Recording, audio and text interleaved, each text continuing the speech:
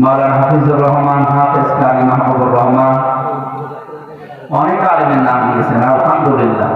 মারফা'না লাকা যিকরাক। আলেমদের মর্যাদা সম্মান আল্লাহ আরো বাড়িয়ে দেন। বলেন বলেন ইয়ারফাউল্লাহু আল্লাযীনা আমানু মিনকুম ওয়াল্লাযীনা উতুল ইলমা দারাজাত।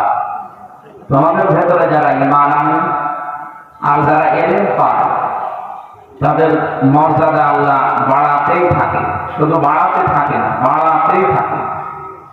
কিন্তু ঈমান থাকা লাগবে এবং জ্ঞানের উপরে, ইলমের উপরে আমল থাকা। আমরা বাংলাদেশে বহু আলেম দেখি তারা জ্ঞান অনুযায়ী আমল করে। এই জন্য মানুষের ভেতরে তাদের সম্মান মর্যাদা দিনের পর দিন কমতে থাকে। আমি বাস্তবতায় অনেক মানুষকে চিনি, বিশাল আলেম, তো জ্ঞান অনুযায়ী কাজ নেই। নবীরা জ্ঞানের উপরে কাজ করতে গিয়ে তাদের নাম পর্যন্ত হারিয়ে ফেলেছে। মুসা আলাইহিস সালামের নাম ইহুদিরা পাল্টিয়ে দিয়েছে যোসেফ। ইব্রাহিম নবীর নাম পাল্টিয়ে দিয়েছে আব্রাহাম। হযরত ঈসা নবীর নাম খ্রিস্টানরা পরিবর্তন করে দিয়েছে যিশু। কত মানুষের নাম আমরা দেখেছি পৃথিবীতে পাল্টিয়ে যায়। আল্লামা দেলাওয়ার হোসেন সাইদি রহমতুল্লাহ আলাইহি তার নাম পাল্টিয়ে দিয়েছে, দেবল শিকদার দিয়েছে। আপনাদের ফরিদপুরের সন্তান শহীদ আব্দুল কাদের মোল্লা রহমতুল্লাহ আলাইহি তার নাম দিয়েছে কষায় কাদের। মুখে বেশি বললাম। আল্লামা আহমেদ শফি রহমতুল্লাহ আলাইহি তার নাম জালেমরা পাল্টিয়ে দিয়েছে, তেতুল হুজুর দিয়েছে। মানে তেতুল হুজুর হাজার হাজার আলেমের ওস্তাদ। বাংলাদেশে যদি 10 জন আলেম থাকে তিনি আছেন। চলে গেছে, আল্লাহ জান্নাতুল ফেরদাউস নসিব করুন। আরেকজন ছিলেন আল্লামা জনায়েদ বাবুনগরী রহমতুল্লাহ আলাইহি, লক্ষ লক্ষ হাদিসের হাফেজ। কত মানুষকে আলেম বানিয়েছে, জ্ঞান দিয়েছে। তাকে রিমান্ডে আলেমরা যা করেছিল পৃথিবীর ইতিহাস পাল্টিয়ে ফেলেছে। তার দাঁড়ি চেপে ধরে টান দিয়ে দাঁড়ি তুলে ফেলার উপক্রম হয়েছে। মানে বর দোয়া দিয়েছিলেন। এই জন্য তার বর দোয়ার কারণে মেয়ের হাতে মারা গেছে ঐশীর বাবা। ঐশী আমাদের পাশের জেলে ছিল, এখনো পর্যন্ত আছে, এখন ঝাড়ু দিয়ে বেড়ায়। কি করলেন আপনি? এই যে নামগুলো পরিবর্তন করে দিয়ে জনগণের মন থেকে মুছতে পেরেছে। আল্লামা জনায়েদ বাবুনগরী তার নাম শুনলে মানুষ এখন দোয়া করে। আর যে জালেম মেয়ের হাতে মারা গেল, জালেমের নাম শুনলে মানুষ দোয়া করে, আরো বড় দোয়া। আমরা যদি সত্যি আমাদের মর্যাদা বাড়াতে চাই, আমাদের জ্ঞানের উপরে কাজ করা লাগবে। দুনিয়াতে জ্ঞানের উপরে কাজ করেছিল সবচেয়ে বেশি নবীরা। কারা? বলে বলে এই জন্য তাদের শত্রু বেশি ছিল। আপনি তাকান, যতগুলো নবী, শুধু 2 জন নবী বাদ দিয়ে পৃথিবীতে এমন কোন নবী রাসূল আমরা পাইনি যে নবী রাসূলের উপরে সমসাময়িক মানুষেরা ঠাট্টা বিদ্রুপ করে, জুলুম নির্যাতন অত্যাচার করে না। আল্লাহ আফসোস করে জানিয়েছেন, ইয়া হাসরাতান আলাল ইবাদ মা ইয়াতিহিম মির রাসূলিন ইল্লা কানু বিহি ইস্তাহজিউন। আমার বান্দাদের জন্য আমার আফসোস, আক্ষেপ, এমন কোন নবী রাসূল পাঠালাম না যার সাথে সমসাময়িক মানুষেরা ঠাট্টা বিদ্রুপ করে না। নবীদের কি চরিত্র খারাপ ছিল? কারো পাকা ধানে মই দিয়েছে? কেন তাদের উপরে জুলুম অত্যাচার? একটাই মাত্র কারণ, তারা জ্ঞানের উপরে আমল করেছে। তারা নাম পর্যন্ত হারিয়ে ফেলেছে। সুতরাং আজ যদি আমরা জ্ঞানের উপরে আমল করি, আমাদের মর্যাদা আল্লাহ বাড়াবে। দারজা বহু বছর, এটা মোজারে বর্তমান ভবিষ্যৎ, প্রেজেন্ট ফিউচার। আপনি যত টিকে থাকতে পারবেন ইমানের উপরে, জ্ঞানের উপরে, আপনার মর্যাদা আল্লাহ দিনের পর দিন বাড়াতেই থাকবে। আল্লামা সাইদি চলে গেছে, লক্ষ লক্ষ মানুষেরা এখন দল মত নির্বিশেষে তার জন্য মোনাজাত করে, দোয়া করে। মরে তো গেল মতিয়া চৌধুরী, অগ্নিকন্যা। আমি তো আজ পর্যন্ত ওনারা কেউ দোয়া করতে শুনিনি। কেউ যদি একটু আলোচনায় আনেও ওনারা আরো বড় দোয়া করে, আল্লাহ ওরে আরো কিছু দাও। এই জন্য আলেমদের সব অনেক আলেমের নাম দিয়েছেন। আলহামদুলিল্লাহ, আমি এরকম পাই না। অধিকাংশ জায়গায় রাজনৈতিক নেতৃবৃন্দের নাম থাকে, আজকে আলেমদের নাম দিয়েছে, সব মাওলানা, মুফতি, হাফেজ, কারি। আলহামদুলিল্লাহ, যারা আলেম ওলামা এখানে এসেছেন, আল্লাহ তাদের এই আয়াতটা যারা বাস্তবে আমাদেরকে দেখা, হায়াতের তাকিয়ে হাতে করলে কামনা করছে আলেমদের, বলেন আমিন।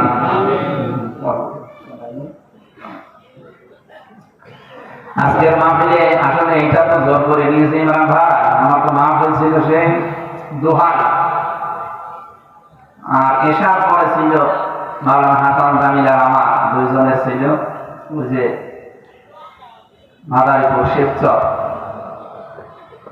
আপনাদের এই এটা জোর করে নেওয়ার জন্য সিরিয়া পাঠিয়ে গেছে। এখানে আমার মাহফিল থেকে এসেছে মানুষের এত কয়জন, এরকম 10 ডবল মানুষের জায়গায়, এরপরে ঢাকা ওইটায় আসতে যে মানুষের শুধু সেলফি তুলতে আমার 1 ঘন্টা, এই কারণে আসলে আমার বের হতে দেরি হয়ে গেছে। না তো এখানে এসে আমি মাঝে পড়তে পারতাম, তাহলে হয়তো এসব পর্যন্ত শেষ করে ওখানে যে এখন ধরা লাগছে। যাই হোক, আগে হয়ে গেছে, এখন সময় ফিরে পাচ্ছি আলহামদুলিল্লাহ। এখন অন্তত পেছনে প্রাণ নেই যে এখান থেকে আবার উঠে যাওয়া লাগবে, অসুবিধা নেই। এখন আজকে অন্তত পুষিয়ে দেবো যতক্ষণ পারি, শরীর পারা লাগবে তো জানেন, তো শরীরটা শেষ করে দিয়েছে। আলহামদুলিল্লাহ, যতটুকু আছি চেষ্টা চালাবো। আল্লাহ যেন হক কথাগুলো বলার সুযোগ আমাকে দান করেন। আমার সাথে আমাদের কুষ্টিয়ার বড় ভাই এসেছেন আবু হাসান, লিটন, বিশিষ্ট ব্যবসায়ী। এরপরে যারা কথা বললেন এসেছিলেন সবাই, অনেক আলেমের নাম দেখছি, তো এই জন্য প্রায় 10টা পর্যন্ত আপনারা জানিয়েছেন আলহামদুলিল্লাহ। সামনে বসে আছেন যারা মুসলমান ভাই, পর্দার আড়ালে যেহেতু মহিলা মাদ্রাসা, অবশ্যই মা বোনেরা আছেন, সম্মানিত মা এবং বোনেরা, প্রান্তীয় ফরিদপুরবাসী, বাংলাদেশের অন্যান্য জেলার চাইতে ফরিদপুরের মানুষকে মানুষ ভালোবাসে 2টা কারণে আমি জানি। এটা আলেমদের শহর, 2 নম্বর এটা শহীদদের শহর। আমার দৃষ্টিতে আপনি কি মনে করেন আমি জানি না, শহীদ আব্দুল কাদের মোল্লা, শহীদ আলী হাসান মোহাম্মদ মুজাহিদ রহমতুল্লাহ আলাইহি, 2 জন শহীদ হয়েছে, কোনো সন্দেহ নেই। কারণ তারা জালেমের সামনে মাথা নত করে না। ওনাদেরকে অফার দেওয়া হয়েছিল এই ফরিদপুরের এই নির্যাতিত সন্তান যদি মেনে নিত, ওনাদের ফাঁসির দড়িতে যাওয়া লাগতো। আব্দুল কাদের মোল্লা উনি বারবার বলছিলেন যে আমি কিন্তু ওই কষাই কাদের না, আমি সারা জীবন বাম রাজনীতি করলাম, আমি ছাত্র ইউনিয়ন করতাম ঢাকা বিশ্ববিদ্যালয়ে, আর আপনারা এই জামাত ইসলাম করার কারণে আজ আমারে রাজাকার বলে ফাঁসি দিচ্ছেন, কিয়ামতে আপনাদের সাথে দেখা হবে। উনি সেখানে ছিলেন, আমি ওই ঘরেই ছিলাম, যেহেতু উনি ফাঁসির কন্ডেম ছেড়ে ছিলেন, আর আমারও দলের ফাঁসির কন্ডেম ছেড়ে রেখেছি। মাওলানা মামুনুল হক, মাওলানা শাখাওয়াত হোসেন রাজি আর আমি, এই 3 জন একেবারে এক জায়গায় 3টা বছর। মামা সাহেব বহু উপকার করেছে আমার জীবনে, বিশেষ করে 3 বছর অনেক শ্রম দিয়েছে আমার পেছনে, খাবার দাবারে, অর্থনৈতিক ভাবে এবং বুদ্ধি পরামর্শ দিয়ে আমার পরিবারকে। অনেক মজলুম মানুষ, আল্লাহ রাব্বুল আলামিন জালেমদের রোষামলে তাকে ফেলেছিল। কত বড় একটা জালেমা সংসদে দাঁড়িয়ে একজন আলেমের চরিত্র নিয়ে কথা বলে। আপনার চরিত্র ঠিক আছে? আমি আমার ফাঁসি চাই বইটা পড়লে আপনার মুখে মানুষ থুতু দেবে।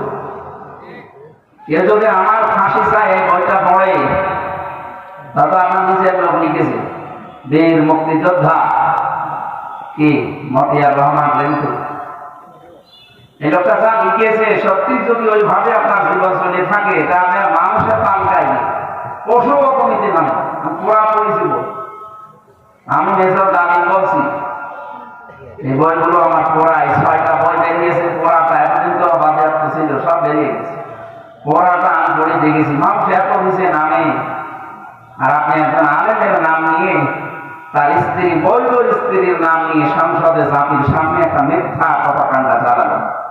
আল্লাহ আপনাকে দেখেন কি করেছে, এখন একটা হিন্দুর কাছে টাকা লাগছে, স্বামী স্ত্রীর সম্পর্ক বলতেন এতদিন, এখন যার কাছে গেছে তার সাথে তো বিয়ে করাও লাগছে, কারণ দাদা তো ফুল হাতা, আর আমরা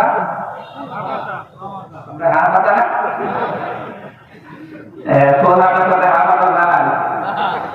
আর দাদার এখন যা বয়স, এই বয়সে যদি মুসলমান দেওয়া লাগে, কে পাকা দাম বুড়ো ভাবে কোনো মুসলমানে কেউ দিতে পারবে? লজ্জা সরম ত্যাগ করে কেউ যদি কাটেও তাও তো বন্ধ করে কাটা যাবে। আগাটা খুঁজে ঘোরা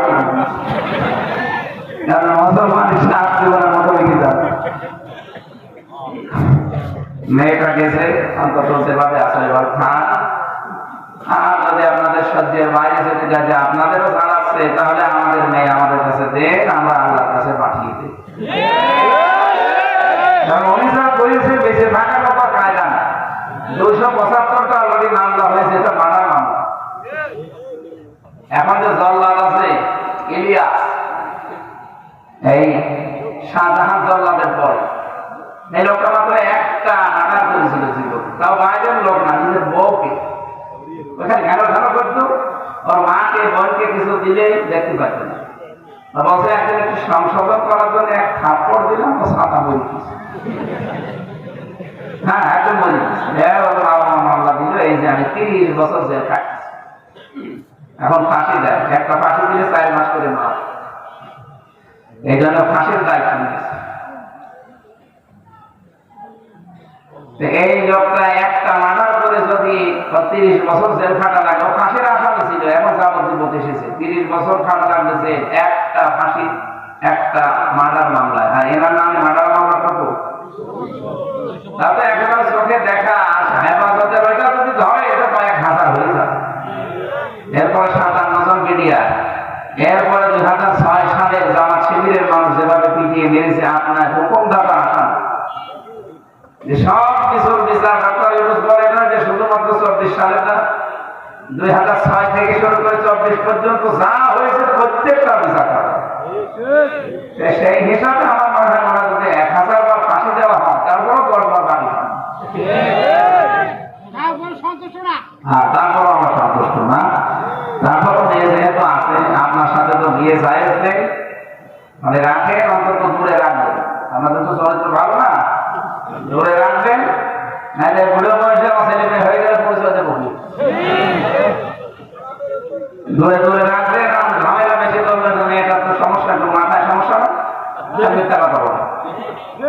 এখানে কথা যদি বেশি বলে তাহলে পাঠিয়ে দেবেন, আমরা আল্লাহর কাছে পাঠিয়ে দিই, মুক্ত হবো আমরা একেবারে একেবারে একেবারে। আলহামদুলিল্লাহ, একটা বিশাল জগৎ পাথর যে সরিয়ে দিয়েছে বুকের উপর থেকে, এইটা শুকরিয়া। যেমন কিচ্ছু না পায়, কোন আফসোস না। একটা পাথর সরিয়ে গেছে, পরে পরে কতবার এসে আমি ফিরে গেছি। কি আমি কি আপনার মেয়ের দিকে কোনোদিন তাকিয়েছি? আর আপনার যে মেয়ে ও ছাতা তাকানো যায়, হ্যাঁ, পরে পরে এত বড় হাতের মতো এই লোকই তাই কন্ট্রোল করতে পারি না, সে পর্যন্ত ছেড়ে দিয়েছি। আর আমার মতো আমরা শরীরে চলে না, আমরা তাকিয়ে করবো কি? তারপরও বিনা কারণে 3টা বছর আপনি রেখে দিলেন ফাঁসির কন্ডেম সেলের ভেতরে। কি আচরণ করলে? লাল গান দিয়েছিল আমার সাইডে, যেন এইটা জামিন দেওয়া না হয়। এই হচ্ছে বিচার ব্যবস্থা দেশে। আবার বলতে আমরা ন্যায় বিচার কায়েম করছি, এর নাম ন্যায় বিচার। এক একজনের নামে মামলা কত, আমার কাছে যারা আসতে বলে ভাই কয়টা মামলা দিয়েছে, একজন বলছে 313টা, একজনের মামলা দেখুন 556টা মামলা দিয়েছে। ও যদি জামিনও পায় তো সারা জীবন লাগবে শুধু হাজিরা। কি আরম্ভ করেছিলেন বলেন তো? আল্লাহ একেবারে এমন তোলা তুলেছে, সে ডেটসি বানিয়ে দিয়েছে না সরকারে লোক জামানার মানুষদেরকে। এই লালাকাত করার কারণে আমার মনে হয় আল্লাহ এদেরকে এরকম এত উপরে তুলেছে, একবারেই শেষ। যারা যারা অবিচার করেছিল প্রত্যেককে আল্লাহ ধরছে। এখন অনেক জালেম আছে, তাদেরকে ধরা দরকার। যারা এই ছাত্র জনতন্ত্রকে গুলি চালিয়েছে, অনেক প্রশাসনে এরকম ভণ্ডামি আছে, এদেরকে ধরা দরকার। এদেরকে ওইভাবে বুকে গুলি লাগিয়ে ঠেকিয়ে মারা দরকার। দেখ কেমন লাগে।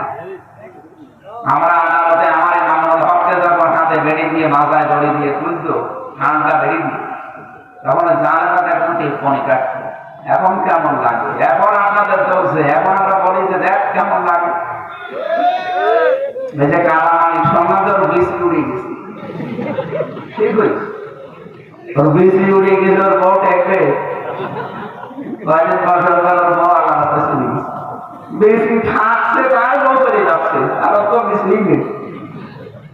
কত মানুষের জীবন নষ্ট করেছে চেয়ারে বসে শয়তান। সাহেব সাহেবকে ফাঁসি দিতে পারে না, এজন্য নাকি ওর জীবনের বড় আফসোস। এবার ওরে আফসোস দেখাচ্ছে। তো দুনিয়া গেল, আখেরাতে ওর জন্য ভয়াবহ শাস্তি আছে, কারণ ও নায়েবে রাসূলদের বিরুদ্ধে ছিল। যারা আমরা যারা আজকের এই ময়দানে এসেছি, একটা ফাঁকা মুখ নিয়ে অন্তত হালকা হালকা লাগছে যে আল্লাহ আমাদেরকে কোরআনে কারিমে যে আয়াত পড়েছি আমরা ওই আয়াতের তাফসীর করব ইনশাআল্লাহ।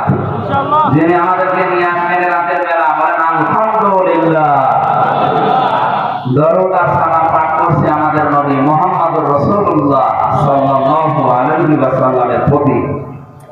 যার আদর্শ পেয়ে আমরা আসলে খুশি না বেজার? মন থেকে আমরা খুশি তো? আলহামদুলিল্লাহ। সূরা আহকাফ 35টা আয়াত আছে, মাত্র একটা আয়াত পড়েছি, 9 নম্বর আয়াতটা। এই আয়াতের ভেতরে যত তথ্য আছে আমরা পয়েন্ট আকারে বের করবো ইনশাআল্লাহ। তাফসীর আকারে কথা বলছি, খুব ভালো করে মিলাবেন, আমাদের জীবন যেন আজকে আল্লাহ পরিবর্তন করে যায় কোরআনের কারণে। জবান খুলে পড়ে না, আউযু বিল্লাহি মিনাশ শাইতানির রাজীম, বিসমিল্লাহির রহমানির রহিম। قل ما كنت بدعا من الرسل وما أدري ما يفعل بي ولا بكم إن أتبع إلا ما يوحى إلي وما أنا إلا نذير مبين। صدق الله العظيم।